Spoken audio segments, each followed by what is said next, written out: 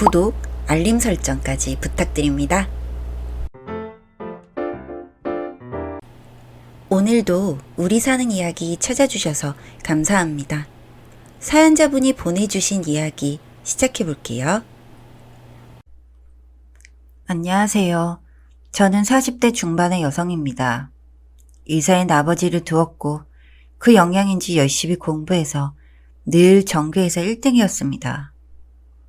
초등학교 때부터 늘 주목을 받았고 어디 가도 전 자신있게 살아왔습니다. 그런데 상급학교로 진학을 하면서 남녀공학에 사춘기가 되자 유독 연애만큼은 자신이 없었습니다. 공부하는 담을 쌓은 제 여동생은 키도 크고 눈에 띄는 미인이라서 그런지 저보다 훨씬 많은 대쉬를 받았습니다. 전 평범한 외모였지만 집안도 좋았고 키는 작아도 비율이 나쁘지 않았기에 스스로 자부심을 갖고 살면서 공부에만 몰입했습니다. 그 덕에 좋은 성적으로 의대에 진학할 수 있었고 같은 학교에서 만난 과 선배와 교제를 하게 되었습니다. 서글서글한 외모에 활달한 성격이었던 그는 제 마음을 사로잡았고 처음엔 친구처럼 주거니 받거니 티격태격했는데 나중에는 연인으로 감정이 깊어져 결혼을 약속하게 되었습니다. 그런데 알고 보니 남친의 집안은 찢어지게 가난한 하류층이었고 부모님이 집 한 채도 없는 가난한 영세민이었습니다. 게다가 형제 중에 대학 진학을 한 사람이 아무도 없는 그야말로 개천의 용이었던 것입니다. 겉으로는 건장해 보이고 귀티가 났지만 소고기를 대학 와서 먹어봤을 정도로 엄청난 가난 속에서 성장했던 터라 약간의 주저함과 피해의식이 존재한다는 것도 알게 되었죠. 아마 남친의 집에 가서 저처럼 충격받았던 사람은 없었을 겁니다. 문도 부서질 듯한 판잣집에서 부모님이 반겨주시던 그날, 전 무척이나 당황스러웠습니다.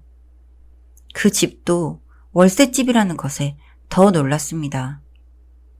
젊어서는 그래도 먹고 살만 했는데 남친의 아버님이 뇌경색으로 쓰러지신 후 어머니는 이런저런 막노동 같은 일로 먹고 살았다고 하는데 누나 2명은 이미 출가를 해서 집에는 없었지만 거의 팔려가다시피 했다고 합니다.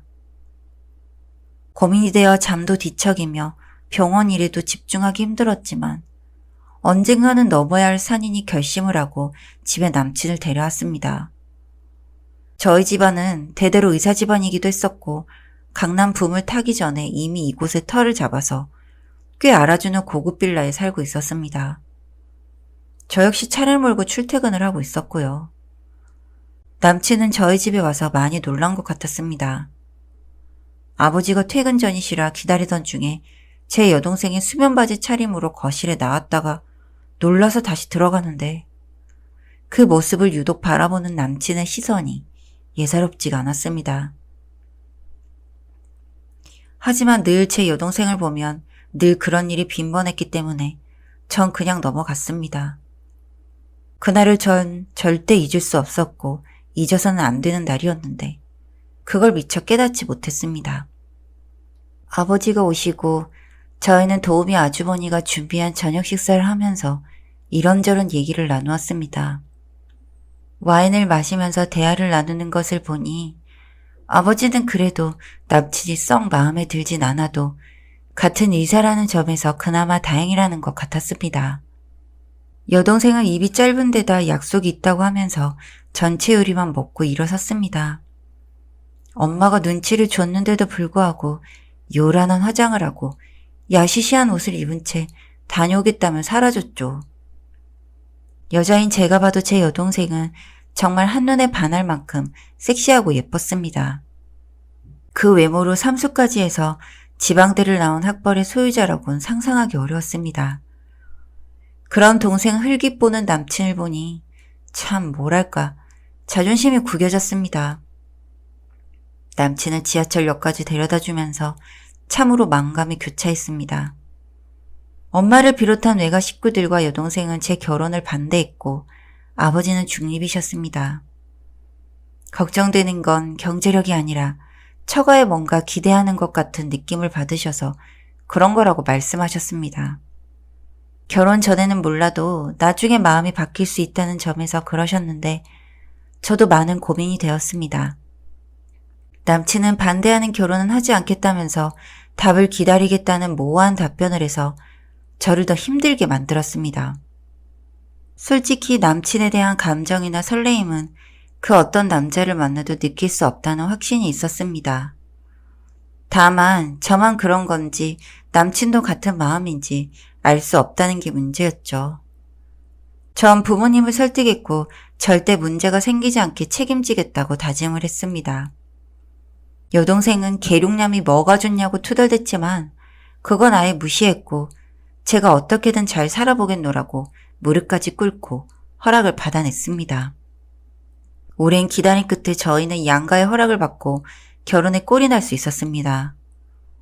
저는 돈도 있었고 좋은 직업도 있고 사랑하는 남자까지 얻어서 세상에서 가장 행복한 여자라는 만족을 했고 그에 영원할 줄 알았습니다. 신행을 다녀와서 병원에 복귀를 했고 신혼집이 친정에 가까웠기 때문에 자주 드나들게 되었습니다. 둘 다 워낙 바쁜 진료과라서 밥을 챙겨 먹는 것도 어려웠습니다.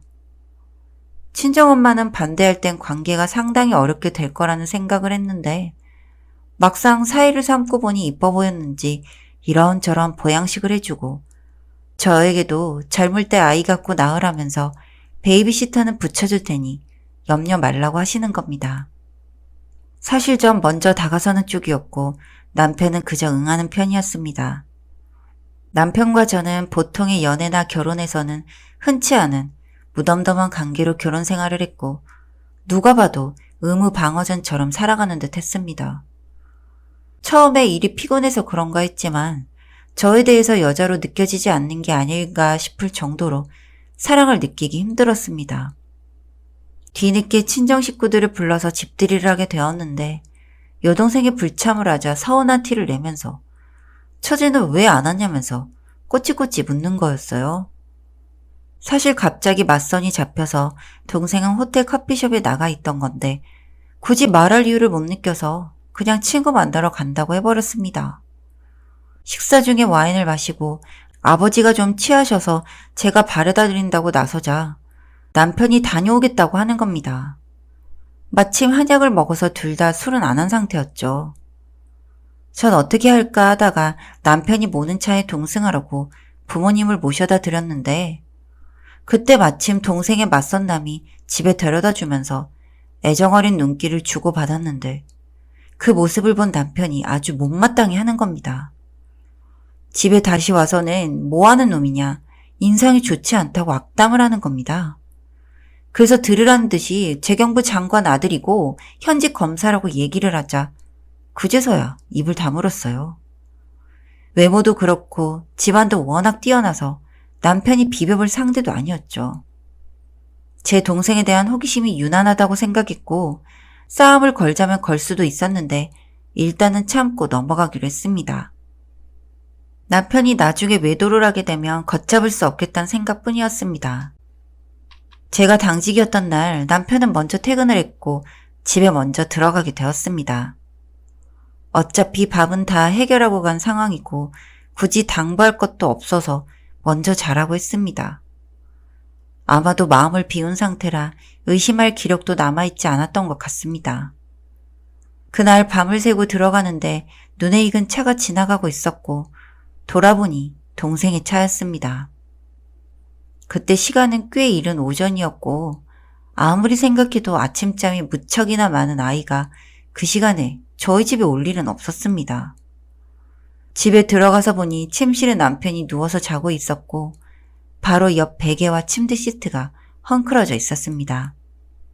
그리고 그날 봐서는 안 될 것을 보고야 말았습니다. 동생의 귀걸이를 보고만 것이었습니다. 한쪽밖에 없었고 아주 작았지만 본능적으로 그의 것임을 알게 된 것입니다. 그때부터 전 도저히 참을 수가 없었습니다.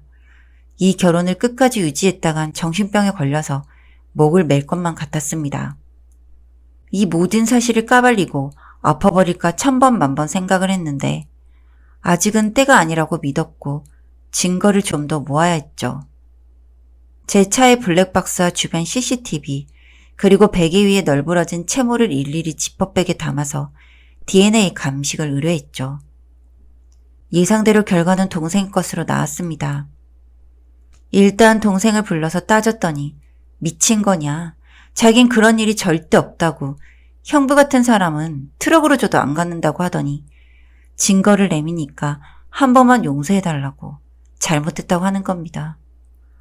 제가 그랬죠. 한 번만 더 이런 일이 있으면 둘 다 죽여버리겠다고 말이죠. 동생은 맞선 남과 서둘러 결혼을 했고 허니문 베이비를 갖게 되었습니다. 전 남편과 각방을 쓰는 중이고 그의 떠들썩한 신혼생활은 관심 밖이었습니다. 출산 후 아이를 키우면서 맞선 남의 친자가 아니라는 사실이 알려졌고 전 눈을 질끈 감고 사실을 알렸습니다. 그리고 저와 여동생은 각자 이혼을 했습니다. 남편도 빌고 빌었지만 때는 이미 늦었고 그쪽 집안에서 절대 못 키운다며 아이를 저희 집안에 팽개친 후 동생은 능력도 안 되니 친정에 다시 들어가 살면서 키우다가 결국은 국내 입양을 보냈고 지금은 또 다시 백수 생활을 하면서 사치를 부리고 다니더군요. 전 그 일로 동생과 인연을 끊었고 친정에도 발걸음을 하지 않았습니다.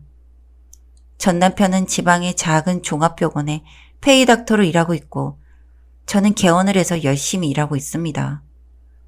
종종 재결합을 하자고 하는데 그 어떤 대답도 하지 않고 있습니다. 전 지금의 삶에 만족하고 행복합니다. 동생은 조금씩 뉘우치면서 아버지에게 손을 벌리더니 작은 공방을 운영한다고 들었습니다. 피부치지만 원수가 될 수 있다는 것도 깨달았습니다. 긴 글 읽어주셔서 감사합니다. 사연은 여기까지였고요. 우리 사는 이야기 시청해주셔서 감사합니다.